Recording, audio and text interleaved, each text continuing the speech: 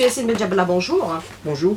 Alors, modernisation du rail, nouvelle ligne en perspective, puisque déjà hier, vous avez réceptionné à nouveau la ligne Alger-Batna. Monsieur Benjabla. Oui, à vrai dire, c'est pas une réception d'une nouvelle ligne, c'est une ligne qui existait, c'est une ancienne ligne, donc il s'agissait beaucoup plus du service qu'on a suspendu pour des raisons de manque de moyens de locomotion. Donc au jour d'aujourd'hui, on vient de retaper le 10e autorail, parce qu'en fin 2013 déjà, on n'avait que 3 autorails, on a perdu notre part de marché sur le trafic régional. Et on est heureux d'annoncer à notre aimable clientèle aujourd'hui la reprise petit à petit, crescendo, du service régional, donc, et commençons par Batna Inch'Allah. D'autres lignes en perspective également, Monsieur Benjabla? Oui, on va récupérer toutes les dessertes régionales qu'on a perdues par rapport au manque de moyens. Aujourd'hui, comme je le disais, donc, depuis 2014, on vient d'acquérir la pièce de rechange. Et grâce à l'effort consenti par notre atelier de Sidi Mbrouk, aujourd'hui nous sommes heureux d'annoncer que nous avons atteint le nombre de 10 autorails sur 17 qui sont opérationnels et on commence à récupérer certaines relations perdues dans un passé récent. Donc à titre d'exemple, la ligne de Béjaïa, on est en train d'offrir le double de la capacité de transport. C'est 2 autorails jumelés quotidiennement qui partent sur Béjaïa. On vient de récupérer Batna via Msila. Biskra, on vient de le récupérer également. Donc on est en train de s'inscrire dans une logique de récupérer nos parts de marché perdues par rapport au manque de moyens qu'on ne disposait pas dans un passé récent. Pour les trains de banlieue, également d'autres lignes en perspective, notamment celle qui est très attendue, celle de Tizi Ouzou. Oui, effectivement. Donc, concernant la banlieue, déjà, avec le réseau actuel, électrifié dans la situation actuelle, on est en train d'essayer de multiplier le nombre, d'augmenter le volume de trafic, parce qu'il y a une forte demande côté est, que ce soit est ou ouest de la banlieue ajaouaise, c'est-à-dire à la direction de la Fronde et à la direction d'Etnia. Nous sommes en train d'essayer d'élargir notre gamme de produits et aller vers des heures tardives pour essayer de s'inscrire dans une logique de transport intermodal. Le métro, le tramway. Heure tardive, c'est-à-dire? C'est-à-dire au-delà de 19h, 20h, pourquoi pas, dans un proche avenir, Inch'Allah. Donc on est conditionné par quelques petites contraintes qu'on est en train de régler pour essayer d'offrir à nos usagers des heures un petit peu qui se rapprochent de plus en plus vers les horaires du métro, du tramway, des autres modes de transport pour s'inscrire dans cette politique globale d'intermodalité. Mais justement, par les trains de banlieue, les lignes que vous allez favoriser dans un premier temps, est-ce qu'on peut considérer que l'acquisition de nouvelles autorails vous a permis un peu de meilleur déploiement sur ce réseau? Oui, pour la banlieue. Oui, pour la banlieue, c'est des automotrices électriques. Donc, on les a acquis en 2009. Leur nombre est de 64 automotrices. Aujourd'hui, on n'arrive pas à les utiliser à 100% pour la simple raison qu'on attend un petit peu la réception de la ligne TNI à Tizi Ouzou, qui est prise en charge par l'agence nationale, l'ANESRIF. Aussi, il y a la desserte de Bertuta Ziranda qui s'annonce correctement. Donc, on est en train de se préparer pour exploiter et injecter d'autres nouvelles rames sur cet axe. Et en plus de ça, il y a la desserte de l'aéroport également qui nous intéresse énormément. Et là, on est prêt pour un petit peu exploiter dans un futur proche ces nouvelles lignes qui sont en projet actuel. Mais justement, la desserte de l'aéroport d'Alger, c'est à partir de quand, Monsieur Benjabla? Est-ce qu'une échéance a été fixée, une date précise? Moi, je préfère rester dans mon domaine d'exploitant. Donc, nous sommes en train de se préparer pour exploiter cette ligne. Donc, les échéances sont au niveau de l'ANESRIF. Pour exploiter cette ligne, il faut former le conducteur de train aujourd'hui, le contrôleur du train aujourd'hui, préparer du matériel roulant aujourd'hui. C'est ça notre mission aujourd'hui. C'est être prêt à toute ligne nouvelle réceptionnée pour qu'elle soit exploitée au standard international tel que dicté par notre tutelle. Mais combien d'autorails vous avez actuellement en exploitation avec les partenaires français que vous avez acquis récemment? Et pour quelle enveloppe, Monsieur Benjabla? Bon, pour les autorails, on a déjà annoncé, donc on a concrétisé un contrat avec Alstom, donc il y a 17 autorails qui sont commandés. Aujourd'hui, nous sommes en phase de notre autorail, on commence à le voir d'ailleurs aujourd'hui, il va y avoir une réunion technique avec les opérateurs, avec le fabricant de ce produit. Donc il y a des plans qui sont en train d'être faits, négociés avec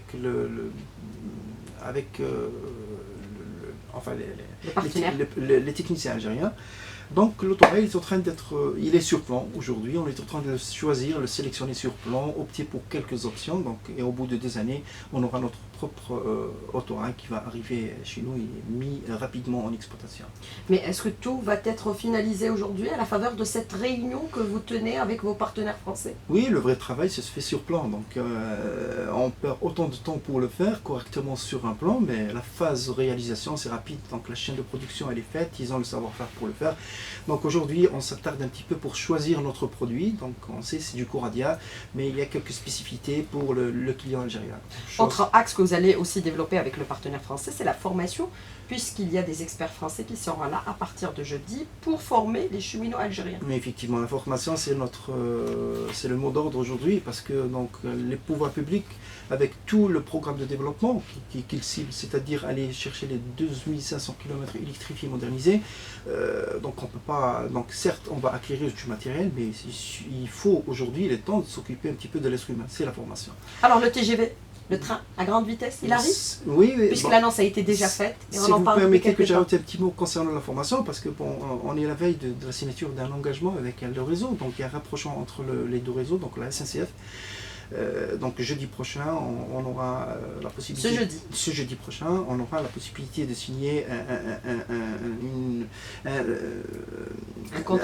un protocole d'accord d'engagement. Donc on a clarifié clairement ce que la SNCF veut et qu'est-ce que la SNCF peut apporter à la SNCF.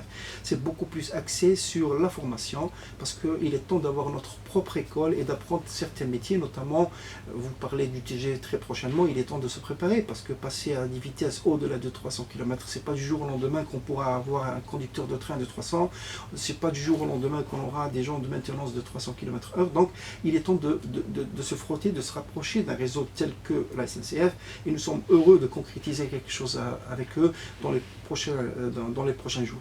Mais justement, par rapport à cette coopération et ce protocole que vous allez signer avec vos partenaires de la SNCF, qu'est-ce que peut apporter la SNCF à la SNTF aujourd'hui, aux cheminots algériens, dans le protocole que vous allez signer?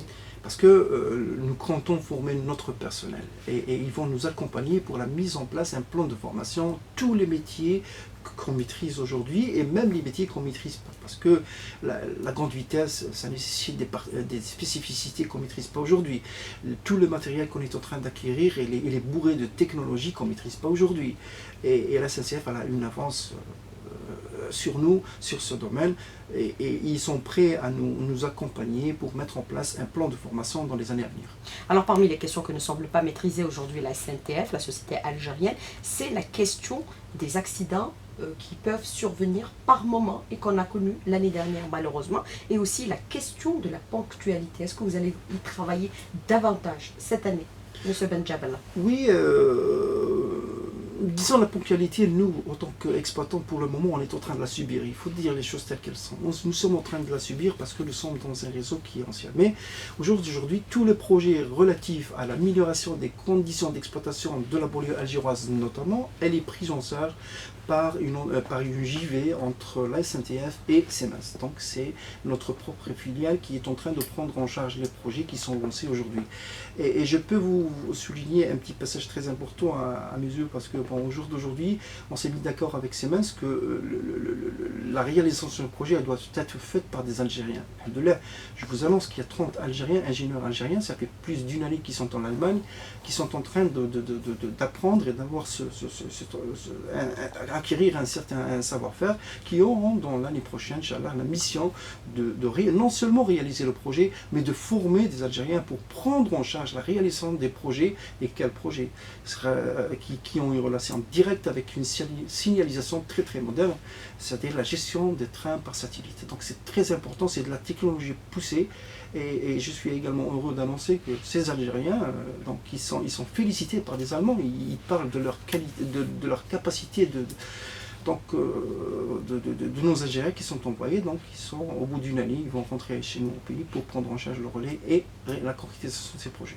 Mais est-ce que vous pensez qu'avec bien sûr les mécanismes que vous mettez en place, notamment l'accès sur la formation de vos ingénieurs qui sont encore à l'étranger, la signalisation, cette question sera à l'avenir maîtrisée par la SNTF au niveau notamment des passages protégés où il y a énormément d'accidents?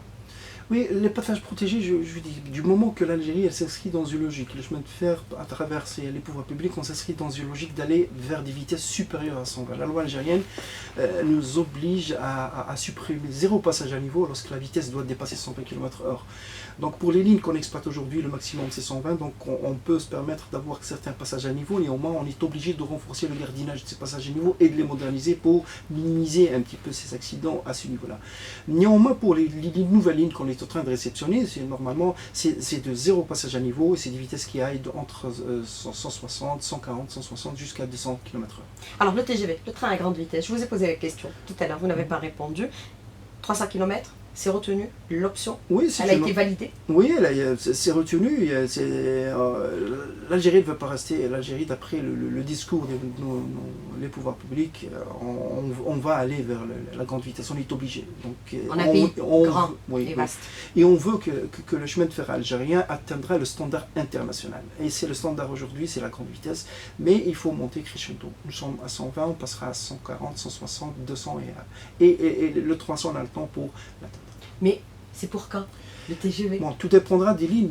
Nous sommes en phase d'études, en phase de réalisation des projets des lignes grande vitesse. Nous sommes prêts. Nous avons un partenaire Alstom qui a le savoir-faire pour avoir les rames. Donc, une fois réceptionné la ligne, on va acheter le moyen roulant nécessaire. Avec une formation du personnel, on peut offrir une prestation de TGV. Alors, le transport de marchandises, vous avez perdu énormément de parts de marché. Vos parts de marché n'excèdent même pas les 5%, voire 2%. Pourquoi vous en êtes là aujourd'hui? Est-ce qu'il y a une politique pour vous redéployer pour le transport de marchandises? Effectivement, c'est un des objectifs. Un manque à gagner terrible pour la Oui, SNCF. terrible, c'est des ressources financières terribles qu'on est en train de perdre. Pourquoi on a fait un recul pas? C'est simple, c'est les moyens qui nous manquaient dans le passé. Ça, c'est un élément très important. Aujourd'hui, à partir de 2016, on aura déjà une force de frappe considérable, 30 locomotives achetées chez General Motors qui vont rentrer à compter de mars 2016.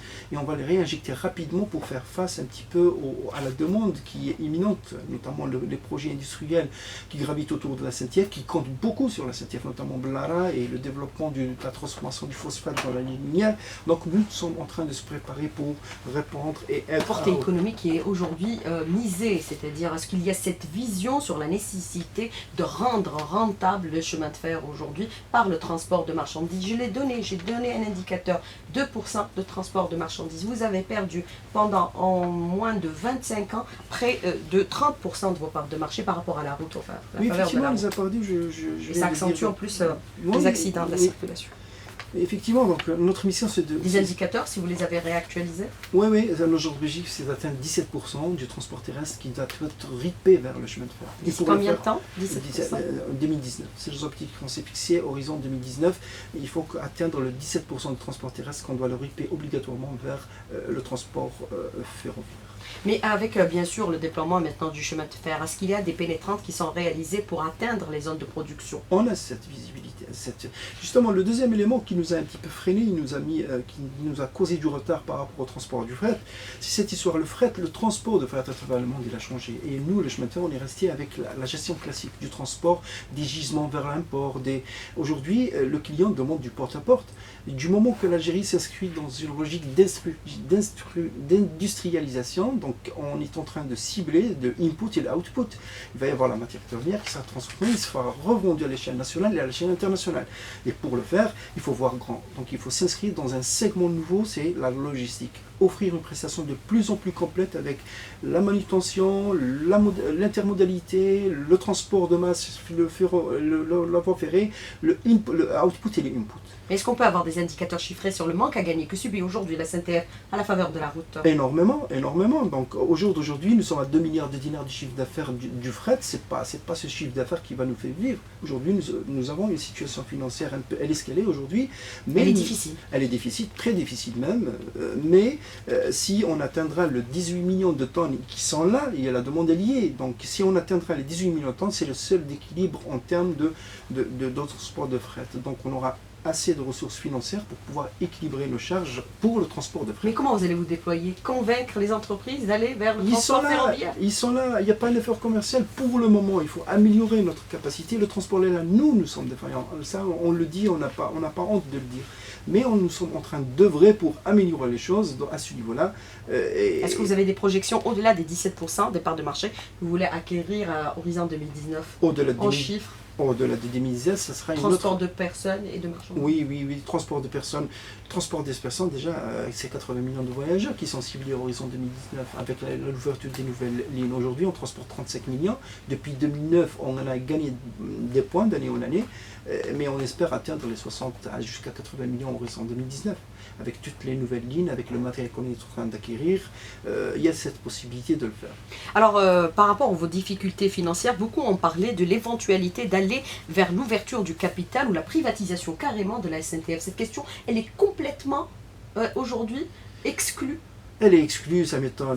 Vous imaginez une SNTF avec la situation actuelle, je vois mal quelqu'un qui va s'amuser à rentrer dans le capital de la SNTF. C'est une forme qui est carrément écartée. Il s'agit de moderniser la gestion, oui. Le discours de notre tutelle, c'est d'essayer de moderniser la gestion parce qu'avec une meilleure gestion, on peut rentabiliser le chemin de fer. Le discours il est à ce niveau-là, mais la privatisation, c'est une affaire qui n'est pas de l'ordre du jour et c'est une SNTF publique, elle restera publique.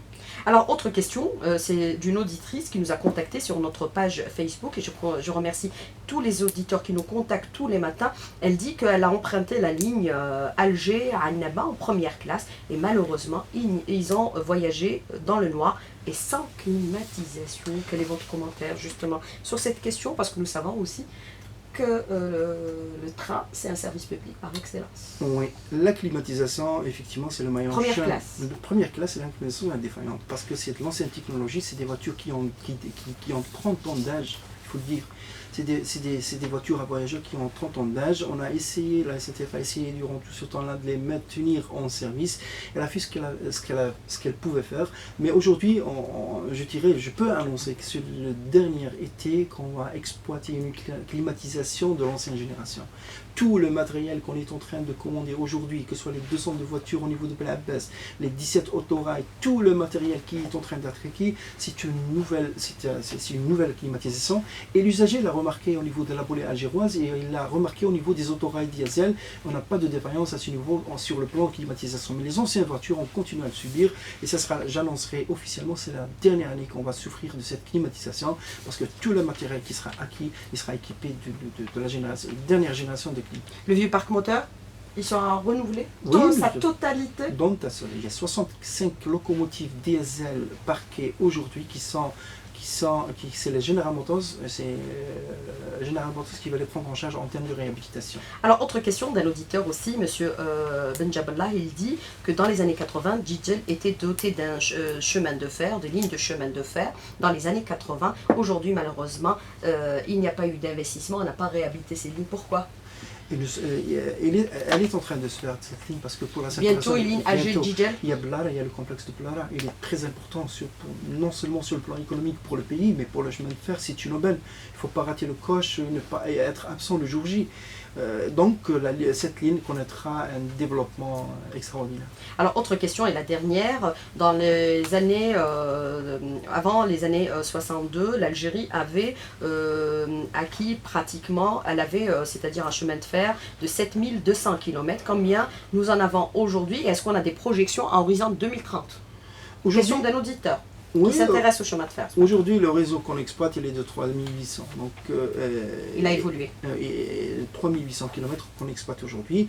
Les pouvoirs publics ciblent horizon 2025, 12 500 doublés et électrifiés. Donc, c'est un très grand défi. Donc voilà, le réseau, il est appelé à l'extension, modernisation et tout. Est-ce qu'avec le TGV, on pourrait penser éventuellement qu'on va raccorder tout le territoire national par le chemin de fer? Parce que le chemin de fer, c'est important. C'est le réseau le plus rentable et le plus sécurisé également à travers tous les pays. Oui. Les pays qui sont développés, en premier, les États-Unis, ils ont accès sur le chemin de fer. Effectivement, ça c'est une évidence. Maintenant, c'est une évidence que le chemin de fer, c'est un vecteur très important pour la croissance et l'économie de chaque pays. On va raccorder toutes les régions, du sud au nord, Oui, est-ouest. on parle d'un corridor qui vient de la frontière marocaine vers la frontière tunisienne. Donc c'est en phase d'étude et on ne peut qu'applaudir que le jour J, on va exploiter une ligne TGV, pourquoi pas. Raccorder le nord vers l'extrême sud du pays également par le Oui, chemin la de fer. politique d'extension du réseau, elle repose sur un principe fondamental, c'est l'équilibre territorial. Donc du nord vers le sud et desservir toute la population d'Algérie par un moyen moderne et efficace. Monsieur Yassine Benjabala, merci d'avoir répondu à nos questions et d'avoir été en direct avec nous ce matin dans le studio. Merci beaucoup. À vous. Bonne journée. À Merci à bientôt. vous. Au revoir.